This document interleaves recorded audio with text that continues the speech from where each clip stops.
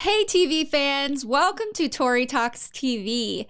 I'm Tori. And I'm Dr. S. In this video, we'll be discussing The Morning Show, Season 2, Episode 1, which is called My Least Favorite Year. 2020 was definitely my least favorite year. Yes, I agree. Yes, I'm so glad this show is back. It's on Apple TV+. Let's just do a very small recap because that's kind of how this episode starts from what happened last season, right? Okay. So all these higher ups are getting exposed, all the higher ups in UBA, this network. Alex departed The Morning Show, Bradley stayed, and then Cory gets fired, but we get to actually see how it all played out. Loving the addition of Holland Taylor. Yes. I love her in everything that she does. I also like the way Cory went down swinging. He was kicking and screaming the whole way out. He has this very verbose speech on his way out. Billy Crudup is exceptional. I'm obsessed with Cory's character. Just the way that he's so charming, the way he smiles. He also has a little bit of vulnerability, a little bit of like insecurity that, I don't know, just from season 1 through this first episode of season 2, I'm obsessed with him. Yes. Yes. So much charisma.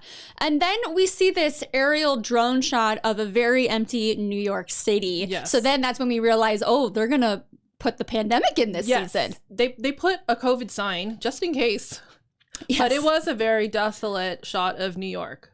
That was I was eerie. definitely thinking, what is happening here? And it was too bright to be at night. Yeah, it was definitely a COVID shot. And then they had a big poster just in case. Yeah, just in case you were wondering. Yes, but then we do go to 3 months earlier.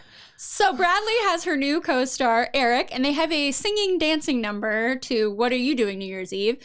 I don't know why, but it was a little cringy to watch. I don't know why. It definitely was because that's not the Bradley that we know. So what's happening to her? She's selling out. She obviously has the inner drive still to do what she wants to do, which is change the world. But they're kind of painting her as kind of like whitewashed, bland. She has blonde hair now. She's not even acting her usual self. She has a different demeanor, disposition to her. She's a little more perky even, but it is showing that she's committing to this role that they want her to play. Right. She seems to be, just loyal to the network that hired her. Yeah, and I feel bad for her because it sounds like they're not going to take her seriously, and she wants to pursue more serious endeavors like nighttime anchor, and they're going to say nope. Right. So, but yeah, her ratings are down despite all of her efforts. They're down, and they think that she needs a co-anchor. And so Bradley and Cory, they're talking about the replacement for Ray Marcus, who was just accused of emotional abuse. So he's the evening news. Yes. So they're having this conversation. I really like Bradley and Cory and their friendship that they've kind of sparked, right? And I could tell, I mean, Cory, he acted it so well. He was like, yeah, whatever you say. She wasn't picking up on it. And I feel like old Bradley would have. Yes, I think so too. Yeah. So we do also learn that Bradley was responsible for Cory keeping his job. And I think she kind of feels like he owes her. Do we understand how that all played out? She kept saying that, and I wanted to remember what happened, but I don't think we know yet, right? No, I don't know. Okay. I don't think we do. So that's more to come on that future episodes. Yes, hopefully. Yes. So Cory is just hell-bent on Alex. That's his first choice. So speaking of Alex, she's in Maine. A beautiful setting, by the way. Oh my gosh, writing a book? Writing a book, yeah. So she sends this book to her agent, and the agent is very serious about, it's great, but you need to talk about Mitch and what happened with Mitch. And right, because who's going to buy this book if there's not something like the pink elephant in the room? Everyone's going to have that question. So, and she has stuff to say. They all know about it. I mean, they're going to, that's really what they want to hear, unfortunately, right?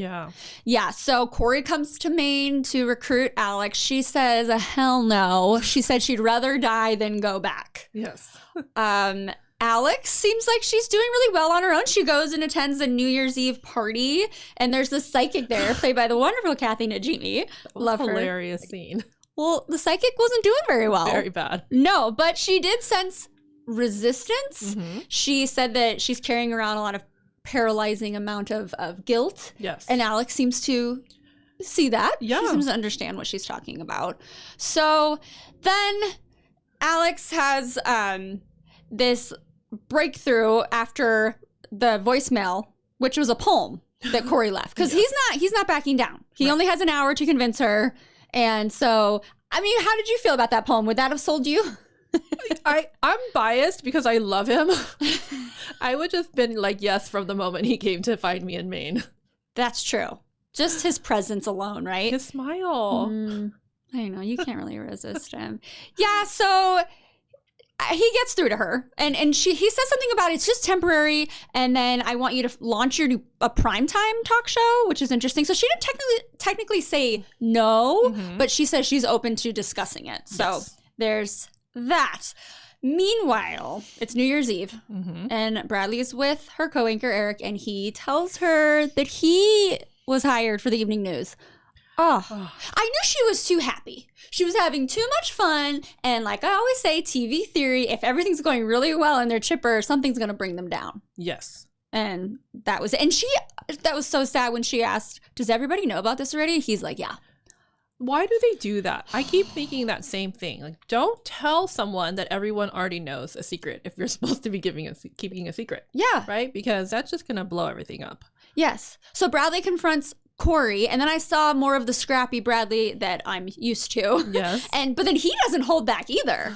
They kind of have a little bit of a spat. But even though that happened, Cory's feeling really good about himself because he convinced Alex, kind of. Yes. But wait. He sees a headline.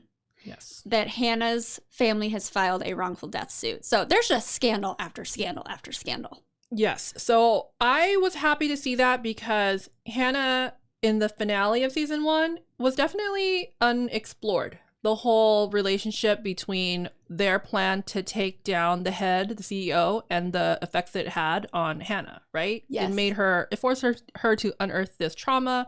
How much culpability should they have? What I loved about season 1 is that there were so many facets of the question of what is sexual misconduct, what is sexual harassment, and you got it from so many different people's point of view, and it just made you think. Every episode, like, how guilty are you? Is it a spectrum of like guilt? Right. And so I think by bringing Hannah back and making that be a central part, we're going to get to explore that further, but through a different way. Yes. So, well said. Yeah, I wasn't super excited about the season premiere. Honestly, I'm not happy about where Bradley is going. Yeah. Because I didn't like that side of her, but I think now that she's had this rude awakening where she's not going to accomplish the goal of having that nighttime anchor position, maybe she'll like wake up again and become like the fierce person that we like. I can only hope. And if she's going to be reunited with Alex, are they going to be on the show together? Ooh, that's so crazy. Yeah. After that season finale, like. Yeah, that was pretty powerful. Yes, it was. Yeah. Did anybody, or did you notice that when Cory's looking up at the headline about Hannah, this girl behind him who works for the station sneezes? Oh. Foreshadowing, maybe. Maybe she has COVID. I'm just saying. I do think it was very fitting to end the episode with the song Start Spreading the News. Like, that was a nice little touch I appreciated. Also, I love that Mia earlier on had just kind of glossed over the novel virus in China headline. Yep, I noticed that as well. I am so curious to see how this plays out because we're obviously going to creep towards the time frame, March 2020, when it all went to hell. So how are they going to process that information? They'll definitely be integrating that into, how the news processed it, right? So that'll be interesting. That kind of worked in the morning show creators' favor. Yeah. To have a pandemic and they're a news show. And they definitely are going to, it's like a perfect scenario. Yeah. So yes. I wonder how far we'll go, like what month it will end in. Right. The summer. Right. And also just a little extra, Yanko, the weatherman. Oh, yeah. With Claire. Remember what happened with Claire? So he runs into someone that she knows, and I kind of wonder if she's going to be coming back this hope season. So. I really, with the finale and their big hug, I thought we were going to see her in season 2. Yeah. But so far we haven't. But there's already mention of her, so she's got to come back, right? Yeah. I really liked her. Yeah. Yeah, I like them together. Yes, for sure. All right, let us know what you thought of this episode of The Morning Show Season 2. I think starting off pretty strong, in my opinion. But yeah, comment below. And then while you're there, please like and subscribe. And then we will see you next time. Thanks for watching. Bye-bye.